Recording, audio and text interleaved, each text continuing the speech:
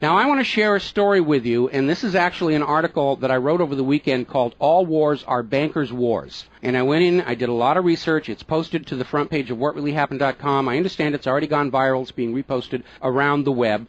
But I wanted to basically tell it to you here on the radio show. And it's a very long story. We're probably going to take the rest of the hour to do it. But it's something that you need to understand, that all of these wars and assassinations that we're told are crazed lone nut assassins or weapons of mass destruction or bringing democracy, all of them track back to the private central bankers as the initiating event. And the more you study this, the more you will realize all the wars are wars for the bankers, for the private central bankers. And I know a lot of people are going to have difficulty comprehending this, just how many of these wars we have fought as a nation were fought for no other purpose than to force private central banks onto nations that did not want them. So we're going to have a few examples so you understand why at this particular time in history the United States government is mired in so many wars against so many foreign nations. And there's plenty of precedents for this. Now, going back to the beginning, the United States fought the American Revolution primarily over King George III's Currency Act, which forced the colonists to abandon their own government-issued currencies and conduct business only using printed banknotes borrowed at interest from the Bank of England. If you go back to the writings of Ben Franklin, direct quote, the refusal of King George III to allow the colonies to operate an honest money system which freed the ordinary man from the clutches of the money manipulators was probably the prime cause of the revolution. That's Ben Franklin. Now, our public schools don't teach that because you're not supposed to know that the bankers were really behind the American Revolution. After the Revolution, the United States adopted a revolutionary, radically different economic system in which the government issued its own value-based currency so that private banks couldn't skim the wealth of the people through interest-bearing banknotes. So the American Revolution was fought primarily to free the American people from King George III's Currency Act, which ordered them to conduct all business using printed banknotes borrowed at interest from the Bank of England. So the Bank of England was just, raking in wealth from the labor of the American people in exchange for ink and paper. And that fueled the anger that led to the American Revolution. Your public schools don't spend a lot of time on that, but that was really what it was all about. So the revolution was over, the United States was born, but the private bankers are nothing if not dedicated to their schemes to acquire other people's wealth, and they knew full well how easy it is to corrupt a nation's leaders. Now, just 1 year after Mayor Amschel Rothschild had uttered his infamous, "Let me issue and control the nation's money, and I care not who makes the laws," private bankers succeeded in setting up a new private central bank called the First Bank of the United States, largely through the efforts of the Rothschilds' chief supporter in the United States, Alexander Hamilton. Now, this First Bank of the United States was founded in 1791, and by the end of its 20-year charter, the First Bank of the United States had almost ruined the nation's economy while enriching the bank's owners. As a result, Congress refused to renew the charter and signaled their intention to go back to a state-issued, value-based currency on which the people paid no interest at all to any banker. This resulted in a threat from Nathan Mayer Rothschild against the U.S. government. Quote, "Either the application for renewal of the charter is granted, or the United States will find itself involved in a most disastrous war." End quote. Congress still refused to renew the charter for the First Bank of the United States, whereupon Nathan Mayer Rothschild railed, quote, "Teach those impudent Americans a lesson. Bring them back to colonial status." End quote. Financed by the Rothschild-controlled Bank of England, Britain then launched the War of 1812 to recolonize the United States and force them back into the slavery of the Bank of England's banknotes, or to plunge the United States into so much debt they would be forced to accept a new private central bank. And the plan worked. Even though the United States won the War of 1812, Congress was forced to grant a new charter for yet another private bank, issuing the public currency as loans at interest, the Second Bank of the United States. Once again, private bankers were in control of the nation's money supplied and cared not who made the laws or how many British or American soldiers had to die for it. So once again, the nation was plunged into debt, unemployment, poverty by the predations of the private central bank, and in 1832, Andrew Jackson successfully campaigned for his second term as president under the slogan, "Jackson and no bank." True to his word, Jackson succeeded in blocking the renewal of the charter for the Second Bank of the United States of America. And this was where that famous quote came from Andrew Jackson. Quote, "Gentlemen, I too have been a close observer of the doings of the Bank of the United States. I have had men watching you for a long time, and I am convinced that you've used the funds of the banks to speculate in the breadstuffs of the country. When you won, you divided the profits amongst you, and when you lost, you charged it to the bank. You tell me that if I take the deposits from the bank and annul the charter, I shall ruin 10,000 families. That may be true, gentlemen, but that is your sin. Should I let you go on, you will ruin 50,000 families, and that would be my sin.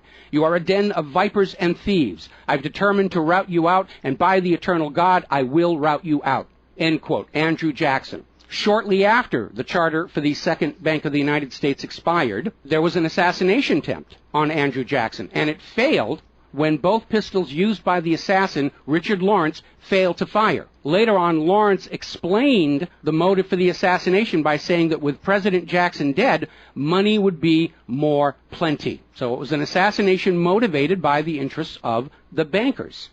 Now, our public school system is as subservient to the bankers' wishes to keep certain history from you, just as the corporate media is subservient to Monsanto's wishes to keep the dangers of GMOs from you, and the global warming cult's wishes to conceal from you the fact that Earth has actually been cooling for the last 16 years. So it should probably be no surprise that the financial dimension of the Civil War are not well known to the average American. It's portrayed in our history books and our popular media as an internal dispute over slavery, but in fact it was a war with global implications. When the Confederacy seceded from the United States, the bankers once again saw the opportunity for a rich harvest of debt and offered to fund Lincoln's efforts to bring the South back into the Union at 30% interest.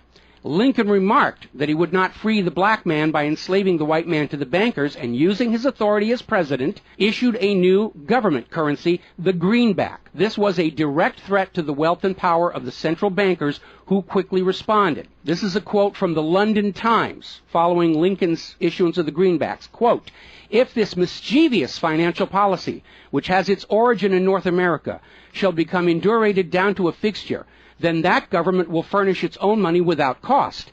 It will pay off debts and be without debt. It will have all the money necessary to carry on its commerce. It will become prosperous without precedent in the history of the world. The brains and wealth of all countries will go to North America. That country must be destroyed, or it will destroy every monarchy on the globe." So, goaded by the private bankers, much of Europe supported the Confederacy against the Union, with the expectation that victory over Lincoln would mean the end of the greenback. France and Britain seriously considered an outright invasion on the United States in support of the Confederacy, but they were held at bay by Russia. A little bit of history most Americans don't understand. Russia came to the aid of Lincoln's Union during this crisis. Now, at that time, Russia had just ended their serfdom system, and they had a state central bank similar to the system the United States had been founded on. Now, free of European intervention, the Union won the war, and Lincoln announced his intention to go on issuing the greenbacks. Following Lincoln's assassination, the greenbacks were pulled from circulation, and the American people forced to go back to an economy based on banknotes borrowed at interest from the private bankers. So finally, in 1913, the private central bankers of Europe, in particular the Rothschilds of Great Britain, the Warburgs of Germany, met with their American financial collaborators on Jekyll Island, Georgia, to form a new banking cartel with the express purpose of forming the Third Bank of the United States, with the aim of placing complete control of the United States money supply once again under the control of private bankers. Owing to hostility over the previous banks of the United States, the name of this third bank was changed to the Federal Reserve, in order to grant the new bank a quasi-governmental image. But in fact, it is a privately owned bank. It's no more federal than Federal Express. In fact, last year, the Federal Reserve successfully rebuffed a Freedom of Information lawsuit by Bloomberg News on the grounds that as a private banking corporation, and not actually a part of the U.S. government, the Freedom of Information Act did not apply to the operators of the Federal Reserve. So 1913 proved to be a transformative year for the nation's economy. First, with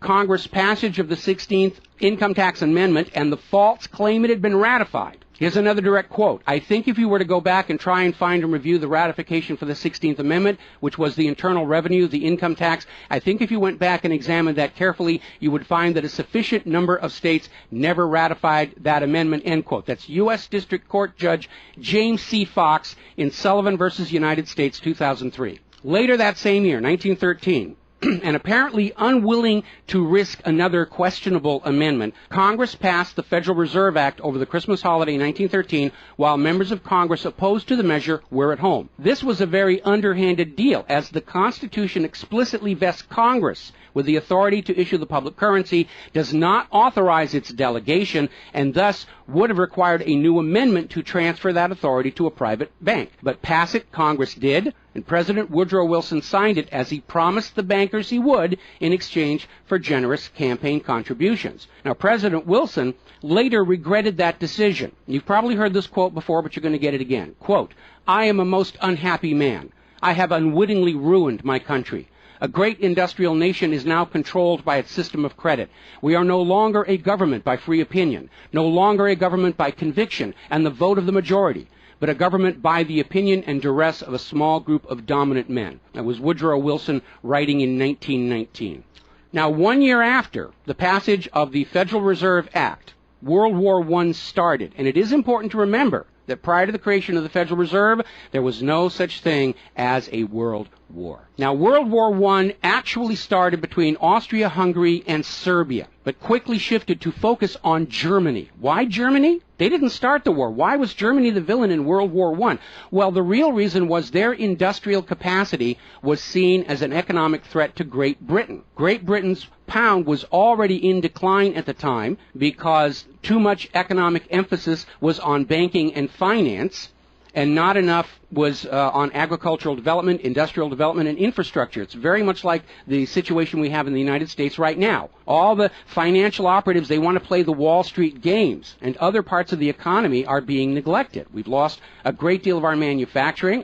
We're not the agricultural exporter we used to be because everybody's over there at Wall Street playing in that giant open-air casino. Now, pre-war Germany did have a private central bank, but it was under strict control by the German government to keep inflation at reasonable levels and to make sure that all of the German economy was being properly funded, just like Putin did with their central bank about a month ago. Under government control by the German government, investment was guaranteed to internal economic development, and as a result, Germany had become a major manufacturing technological power. They were exporting products that Great Britain could not compete with. So in the media of the day, Germany was portrayed as the main opponent of World War I. And not just defeated, it was flattened. Now, following the Treaty of Versailles, Germany was ordered to pay the war costs of all the participating nations, even though Germany had not started that war. This amounted to 3 times the value of all of Germany itself. Germany's private central bank, to which the German government had gone deeply into debt to pay the cost of the wars, was allowed to break free of government control. That led to the massive inflation of the Weimar Republic, followed, permanently trapping the German people in endless debt. And money speculators were running rampant, and it led to these situations where you had literally a whole basket full of paper notes to get a loaf of bread. Now, when the Weimar Republic collapsed economically, it opened the door for the National Socialists to take power. Their first financial move was to issue their own state currency, which was not borrowed from private central banks. It was based on a unit of value, not a unit of debt. Freed from having to pay interest on the money in circulation, Germany blossomed and quickly began to rebuild its industry. It was an amazing transformation to see. The media called it the German miracle. Time magazine lionized Hitler for the amazing improvement of life for the German people and the explosion of German industry, and they even named him Time magazine's Man of the Year in 1938. And then once again, Germany's prosperity and freedom from a private central bank loaning the public currency at interest became a threat to other nations and other powers. I have a couple of quotes here from Winston Churchill that tells you what was really going through the minds of Europe in the years leading up to World War II. Quote, "Should Germany merchandise again," which means do business, "should Germany merchandise again in the next 50 years, we have led this war, World War I, in vain." That was Winston Churchill writing in the Times in 1919. Another quote,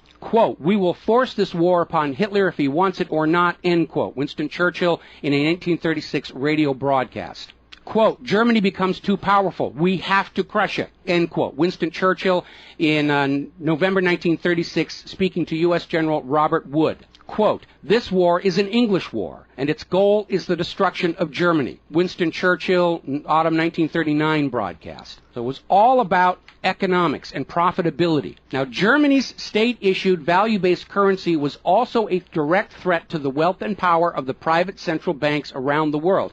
And as early as 1933, they started to organize a global boycott against Germany to strangle this upstart ruler who thought he could run his nation without a private central bank.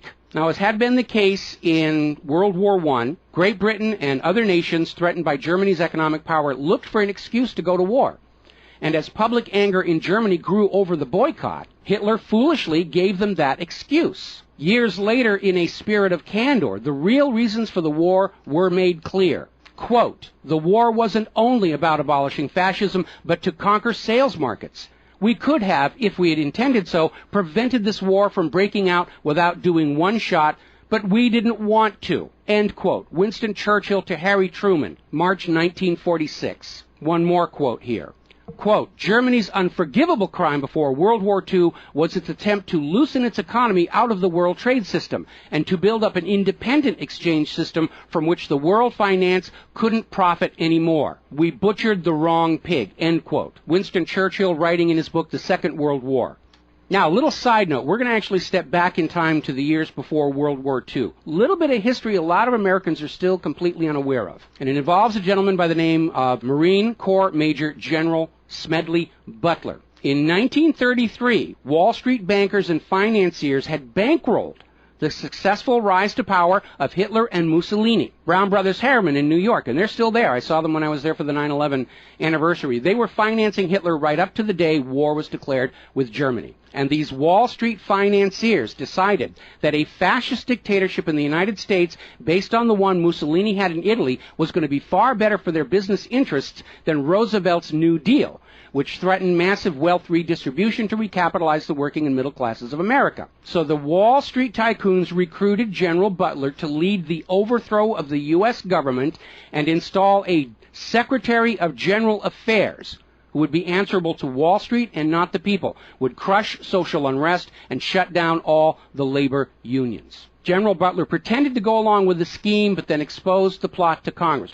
So they recruited Marine Corps Major General Smedley Butler to lead this coup d'etat, because Butler was very popular with the soldiers, and his image as part of this move would help convince the military this was the right thing to do. Now, to his credit, Major General Smedley Butler, remembering his oath to the Constitution, pretended to go along with the scheme, but then exposed the plot to the United States Congress. Congress, then as now in the pocket of Wall Street bankers, refused to act. When Roosevelt learned of the planned coup, he demanded the arrest of the plotters, but the plotters simply reminded Roosevelt that if any one of them were sent to prison, their friends on Wall Street would deliberately collapse the still fragile U.S. economy and blame Roosevelt for it. So Roosevelt was unable to do anything about this attempted coup d'etat until the start of World War II, at which time he prosecuted many of the plotters under the Trading with the Enemy Act. Now, mostly it was glossed over, it was just a rumor, unfounded, it's wacko conspiracy theory, but in 1967, the congressional minutes of Smedley Butler's revelation to Congress of the coup were finally released to the public. You ever see this movie, 7 Days in May, Kirk Douglas and Burt Lancaster, about an attempted military takeover of the United States of America? It was based loosely on this story. But of course, in the movie, the bankers being behind the Burt Lancaster character was completely removed from the script here. Now, Smedley Butler is also famous for writing a work called War is a Racket. And I would like to read you a quote from that. Quote, "I spent 33 years and 4 months in active military service as a member of our country's most agile military force, the Marine Corps. I served in all commissioned ranks from second lieutenant to major general. And during that period, I spent more of my time being a high-class muscle man for big business, for Wall Street, and for the bankers. In short, I was a racketeer, a gangster for capitalism. I suspected I was just part of a racket at the time. Now I'm sure of it. Like all members of the military profession, I never had an original thought until after I left the service. My mental faculties remained in suspended animation while I obeyed the orders of the higher-ups. This is typical with everyone in the military service. Thus, I helped make Mexico and especially Tampico safe for American oil interests in 1914. I helped make Haiti and Cuba a decent place for the National City Bank boys to collect revenues in. I helped in the raping of half a dozen Central American republics for the benefit of Wall Street. The record of racketeering is long. I helped purify Nicaragua for the international banking house of Brown Brothers in 1909 through 1912. I brought light to the Dominican Republic for American sugar interests in 1916. In China in 1927, I helped see to it that the Standard Oil went its way unmolested. During those years, I had, as the boys in the back room would say, a swell racket. I was rewarded with honors, medals, and promotion. Looking back on it, I feel I might have given Al Capone a few hints. The best he could do was operate his racket in 3 city districts. I operated on 3 continents. General Smedley Butler, former U.S. Marine Corps Commandant, and he wrote that in 1935. Now moving forward here. As president, John Fitzgerald Kennedy understood the predatory nature of private central banking. He understood why Andrew Jackson fought so hard to end the second bank of the United States. So Kennedy wrote and signed Executive Order 11110, which ordered the U.S. Treasury to issue a new public currency called the United States Note. Now, Kennedy's United States notes were not borrowed from the Federal Reserve. They were created by the U.S. government and backed by the silver stockpiles held by the U.S. government. It represented a return to the system of economics the United States had been founded on, and it was perfectly legal for Kennedy to do so under the Constitution. All told, some $4.5 billion went into the public circulation, which eroded interest payments to the Federal Reserve and loosened their control over the nation. 5 months after signing Executive Order 11110, John F. Kennedy was assassinated in Dallas, Texas, and the United States notes pulled from circulation and destroyed. Following Kennedy's assassination, John J. McCloy, president of the Chase Manhattan Bank and president of the World Bank, was named to the Warren Commission. Now, I don't care how good a banker he is, he's not qualified to be investigating a murder, which is what we were told the Warren Commission was all about, to get the truth of the assassination. But we all know that the Warren Commission was there to cover up what was going on, and obviously we can presume safely that John J. McCloy's presence on the Warren Commission was to make sure the American public never got even a hint of the financial dimensions behind the assassination.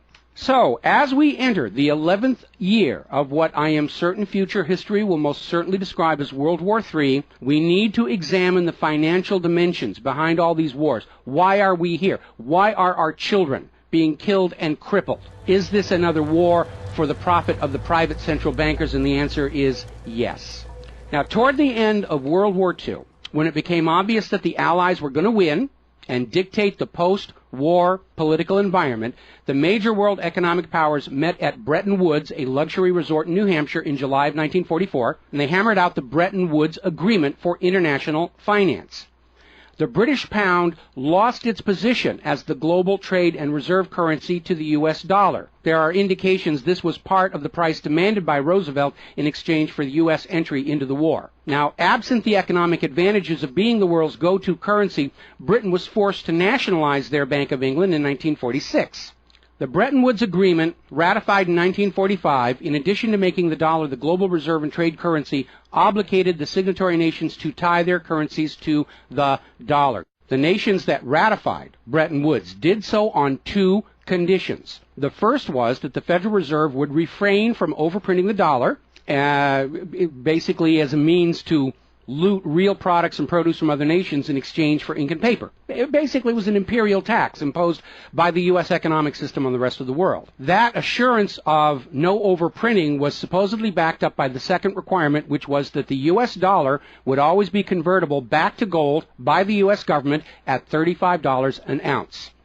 Now, of course, the Federal Reserve, being a private bank and not answerable to the U.S. government, did in fact start overprinting paper dollars, which were sent to other nations around the world, and under Bretton Woods, they had to send back products and produce and raw materials at full value. And much of the perceived American prosperity of the 1950s and 60s was the result of these foreign nations having to send real raw materials, goods, produce, back to the United States in exchange for these little pieces of paper with ink all over them, because they were forced to accept these paper notes as being worth $35 per ounce of gold. Then in 1970, France started looking at this huge pile of printed paper notes sitting in their bank vaults, for which real French products like wine and cheese had been traded, and it notified the United States government that they would exercise their option under Bretton Woods to return all those paper notes for gold at the agreed-upon $35 per ounce exchange rate. The problem was the United States had nowhere near the gold to redeem all those paper notes.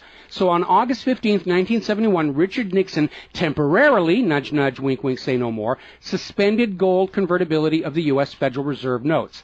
This Nixon shock, as it was termed at the time, effectively ended Bretton Woods, and many global currencies started to delink from the U.S. dollar. And it created another problem, because the United States had been collateralizing their loans, money borrowed from other governments and foreign investors, with the American nation's gold reserves. And with the awareness that there wasn't enough gold to redeem all the Federal Reserve notes, lenders to the U.S. were starting to wonder, did the U.S. government have enough gold to collateralize their outstanding debts? Foreign nations began to get very nervous about the loans to the United States, and they were understandably reluctant to loan any additional money without some form of collateral.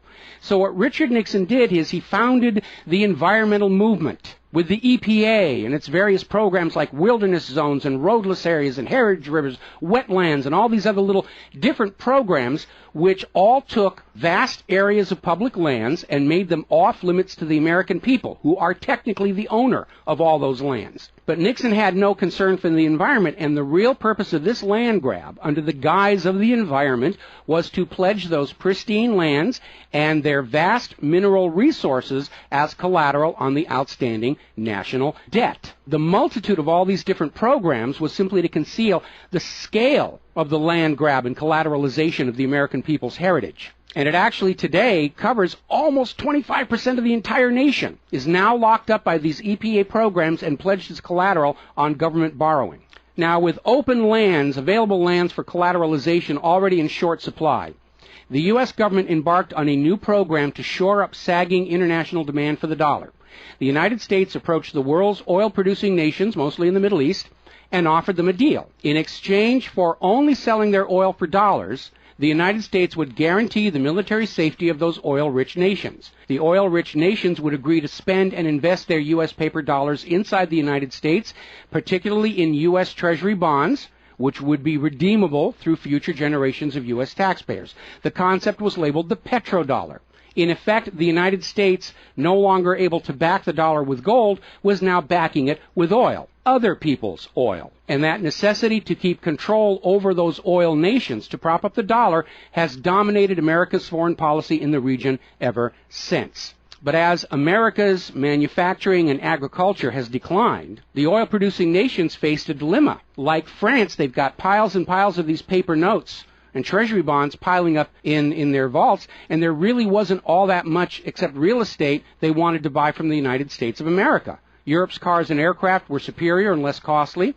In more recent times, America's experiment with GMO food crops has led a lot of nations to simply avoid buying U.S. agricultural exports. Israel's constant belligerence against its neighbors has caused the oil-producing nations to wonder if the U.S. could actually keep their end of the petrodollar arrangement. So oil-producing nations started to talk of selling their oil for whatever currency the purchasers wanted to pay. Iraq, already somewhat hostile to the United States following Desert Storm, demanded the right to sell their oil for euros in 2000. In 2002, the United Nations agreed that Iraq had a right to sell their oil for euros under the Oil for Food program. 1 year later, 2003, the United States reinvaded Iraq, lynched Saddam Hussein, and placed Iraq's oil back on the world market, only available for U.S. dollars.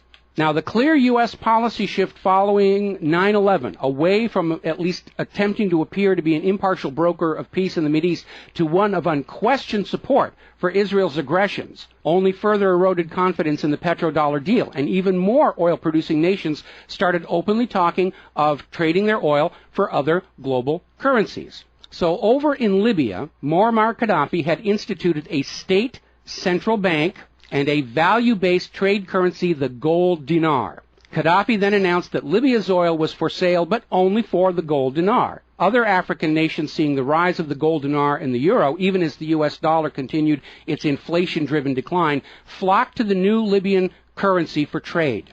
This move had the potential to seriously undermine the global hegemony of the dollar. French President Nicolas Sarkozy reportedly went so far as to call Libya a threat to the financial security of the world. So the United States invaded Libya under the guise of supporting a popular rebellion. They brutally murdered Gaddafi, apparently because the object lesson of Saddam's lynching had not been enough of a message, imposed a private central bank, and returned Libya's oil output to dollars only. The gold that was supposed to be made into the gold dinars, as of the last report I could find, unaccounted for. Now, according to General Wesley Clark, the master plan for the dollarification of the world's oil nations included 7 targets: Iraq, Syria, Lebanon, Libya, Somalia, Sudan, and Iran. Venezuela, which has started selling their oil to China for the yuan, seems to be a late addition. What is notable about those original 7 nations targeted by the U.S. is that none of them are members of the Bank of International Settlements. This is the private central banker's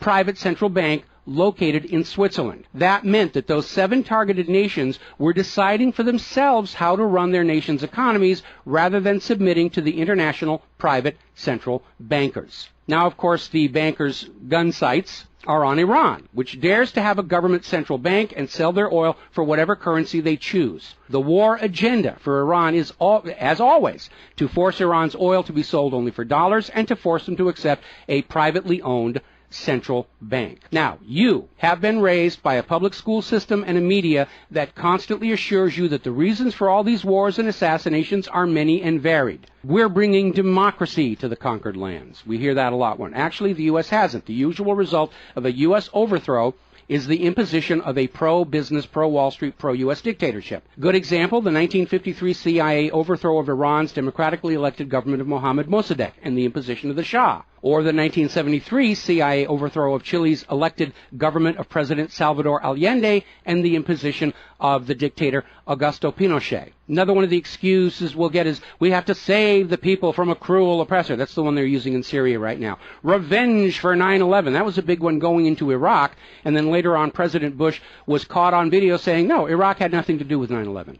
And behind all of them, that tired, worn-out, catch-all excuse for invasion, weapons of mass destruction.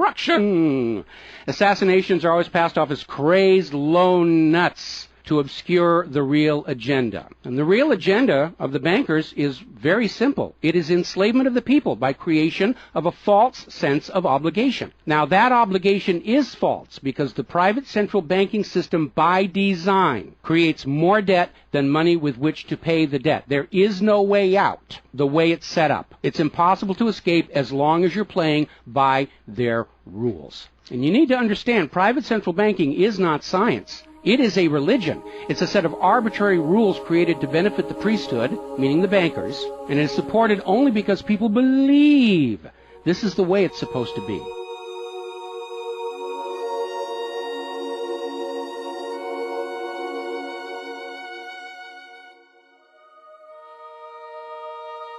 It is a religion. It's a set of arbitrary rules created to benefit the priesthood, meaning the owners of the private central banks. The fraud persists with often lethal results only because the people are brainwashed into believing that this is the way life is supposed to be, and no alternative exists or should even be dreamt of. Now, this same approach, the same brainwashing, was true of 2 earlier systems of enslavement, rule by divine right and slavery, both systems built to trick people into obedience, and both now recognized by modern civilization as illegitimate. So now we are on the verge of a new era in history where we will recognize that rule by debt, rule by private central bankers issuing the public currency as a loan at interest is equally illegitimate. It only works as long as people allow themselves to believe that this is the way life is supposed to be. But you need to understand something that's the core of the issue. Private central banks do not exist to serve the people, the community, or the nation. Private central banks exist to serve their owners, to make them rich beyond the dreams of Midas, and all for the cost of ink, paper, and the right bribe to the right official, and the occasional assassination. But behind all these wars and all these assassinations, the 100 million plus horrible deaths from all of these wars, lies a single policy of financial dictatorship. The private central bankers only allow rulers to rule, only on the promise that the people of a nation be enslaved to the private central banks. Rulers who do not go along with that will be killed, their nation invaded by those other nations still enslaved to the private central banks. The bankers themselves don't fight these wars. Their children are not in these wars. A nation tries to break free of the private central bankers like Libya. All the other nations under the bankers' control pile on and destroy them. This so-called clash of civilizations you are being told about by the corporate media, it's really a war between banking systems, with the private central bankers forcing themselves onto the rest of the world, no matter how many millions must die for it. The constant hate-mongering against Muslims you see in the corporate media lies in a simple fact. Like the ancient Christians, prior to the Knights Templars, Muslims forbid usury or the lending of money at interest because they saw in ancient times, like Rome, how these banking practices could destroy an entire society. And that is the reason our government media insists that Muslims have to be hated and killed and converted. They refuse to submit to currencies loaned at interest. They refuse to be debt slaves. That makes them a threat to the natural order of the world, the new world order of global fascist dictatorship. So, off to war your children must go to spill their blood for the money junkies' gold. We barely survived the last 2 world wars. Now we're going into the third one in the nuclear bioweapon age. That is very dangerous. We have to ask ourselves, are the private central bankers willing to risk incinerating the whole planet to feed their greed? Apparently so. You as parents, as siblings, as spouses, need to ask yourself, do you really want to see your loved ones in uniform, killed and crippled, all for a bank balance sheet? But the whole point of this article, the whole point of what I'm sharing with you today, and this is all history, you can go out and hunt it down for yourself. Behind all the flag waving, behind all the propaganda, behind the crazed lone nut assassins, weapons of mass destruction, all of the modern wars this nation have fought are wars by and for the private bankers, fought and bled for by third parties unaware of the true reason they're expected to gracefully accept being killed and crippled for. And the process is quite simple. We've explained it before on this show. As soon as the private central bank issues its currency as a loan at interest, the public is forced deeper and deeper into debt. When the people are reluctant to borrow anymore, that's when the Keynesian economists demand the government borrow more to keep the pyramid scheme working. When both the people and the government refuse to borrow anymore, that is when the large wars get started, to plunge everyone even deeper to debt to pay for the war, and then after the war to borrow even more to rebuild. And when these horrible wars are over, the ordinary people have basically what they had before the war, except their graveyards are a lot larger, and everyone is in debt to the private bankers for the next century. That is why Brown Brothers Harriman in New York was funding the rise of Adolf Hitler, because war is the bankers' richest harvest. We all need to recognize this is what all these wars have been about. Private central banking, enlarging their domain, imposing their will on nations that do not want it, imposing their system on the rulers of nations who do not want it. Bribery, blackmail, assassination, they will do anything to maintain their stranglehold on the productivity of the world's people. And as long as private central banks are allowed to exist, inevitably, as the night follows the day, there will be poverty, hopelessness, millions of deaths in endless world wars until the earth itself is sacrificed in flames to Mammon. The path to true world peace lies in the abolishment of all private central banking everywhere and a return to the state-issued, value-based currencies that allow nations and people to become prosperous through their own labor and development and efforts. Now, I mentioned the Knights Templars. Prior to the Knights Templars, Christianity, like Islam, forbade usury because Christianity, much of Orthodox Christianity, came out of Rome, and they had seen firsthand what debt-based economies do, even to the Roman Empire. They'd seen it firsthand. So they had a ban on usury. And the Knights Templars were able to basically either bribe or blackmail the Pope to get a special dispensation that allowed them to rent money, is what they called it. They didn't call it usury, they called it renting money. A lot of modern predatory banking practices were pioneered by the Knights Templars. and they plunged Europe into hopelessly unpayable debt until finally French King Philip IV, otherwise known as Philip the Fair, did the only solution he could do, because he understood as long as you believed in the rules of the bankers, as long as you played by the rules they created to serve themselves, you are hopelessly trapped. And so Philip thought outside the box, and I know he's demonized for it, but in looking at the history of the Templars, it was his last resort. He sent messages to all of the regions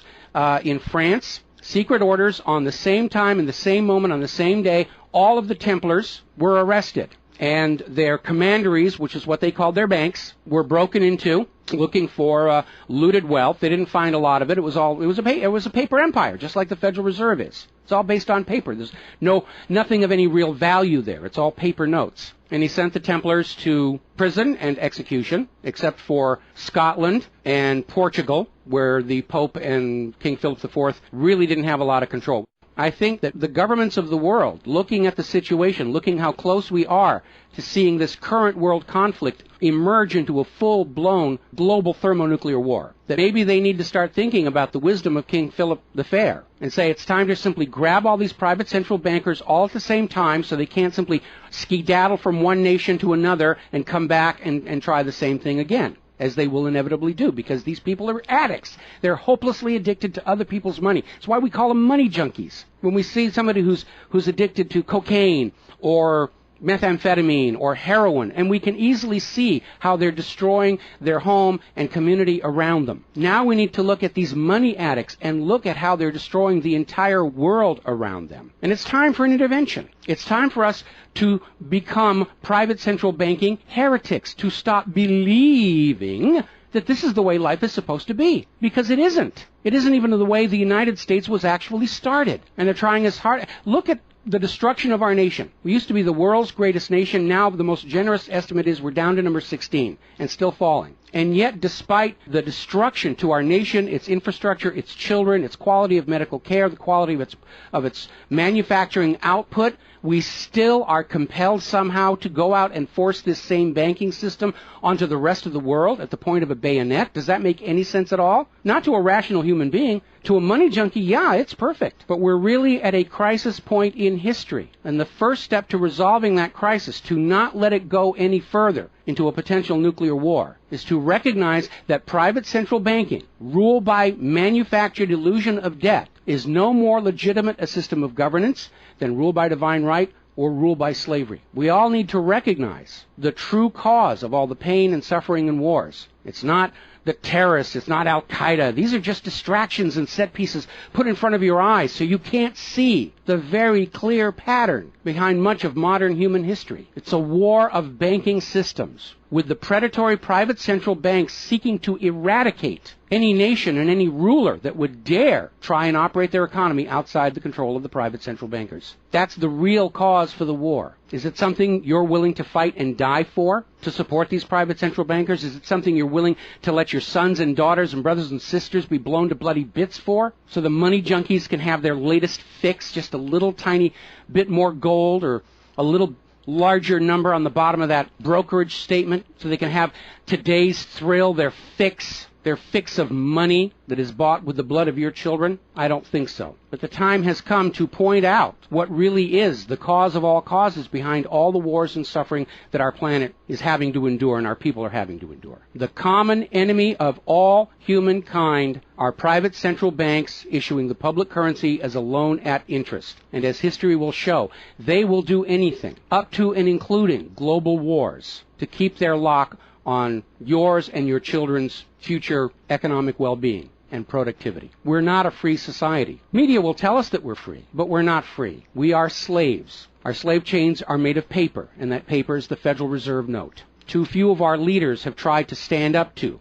this system of enslavement, usually with lethal results. But if all the people of the world at the same time stand up and say no more private central banks, it will come crashing down, just as slavery did, just as rule by divine right did, and then we'll be embarking on a new era in human history, where the emphasis on social development is on the people and not on the money junkies.